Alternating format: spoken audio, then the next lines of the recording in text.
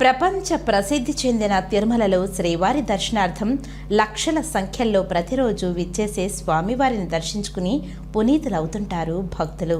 సామాన్య భక్తుల నుంచి కోట్లకు పడగలెత్తిన ధనవంతుడు సైతం స్వామివారి ముందు అతి సామాన్యులే. రాష్ట్ర ముఖ్యమంత్రులు, దేశ ప్రధానులు, ఆధ్యాత్మిక తత్వవేత్తలు, పీఠాధిపతులు, దేశంలోని అతిపెద్ద పారిశ్రామికవేత్తలు స్వామివారి దర్శనం ఒక్క క్షణం చూస్తే మహాద్భాగ్యంగా తలుస్తారు.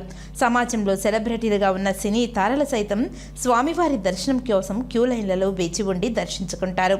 ఓ ధనవంతుడు ఒళ్లంతా బంగారాన్ని వివిధ నగల రూపంలో ధరించి స్వామివారిని దర్శించుకున్నారు. ఎంతో భక్తి భావంతో స్వామివారి దర్శనార్థం వచ్చే భక్తులు ఇలాంటి విభిన్న తరహా నగలు ధరించి విచ్చేసే ప్రదర్శకులను చూసి ఔరా అనే రీతిలో చూస్తుంటారు. ఇక్కడ భక్తి ప్రధానం కానీ అలంకరణ కాదు.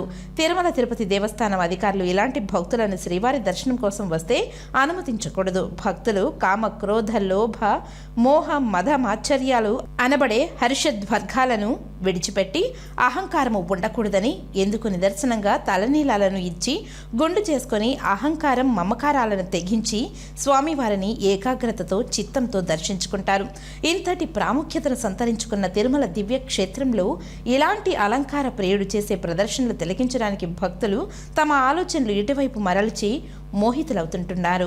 టీటీడీ ప్రధానంగా భక్తికి మాత్రమే ప్రాధాన్యత కల్పించాలి. బుధవారం ఉదయం ఇద్దరు వ్యక్తులు ఒళ్లంతా బంగారాన్ని అలంకరించుకుని శ్రీవారి దర్శనం కోసం విచ్చేశారు. వీరిని చూసేందుకు భక్తులు ఆసక్తిగా ఎగబడ్డారు. ఆధ్యాత్మిక పుణ్యక్షేత్రంలో ఇలాంటి వాతావరణం పునరావృతం కాకుండా టీటీడీ యాజమాన్యం తగిన చర్యలు తీసుకోవాల్సిందిగా భక్తులు కోరుతున్నారు.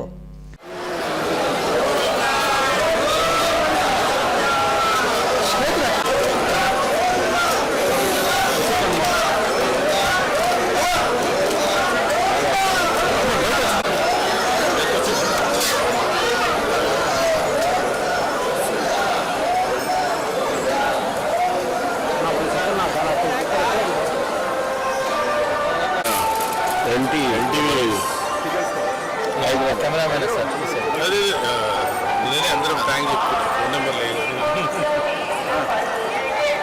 రండి.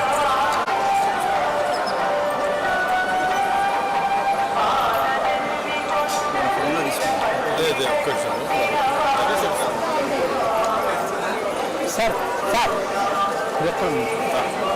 నా ఫ్రెండ్ అయితే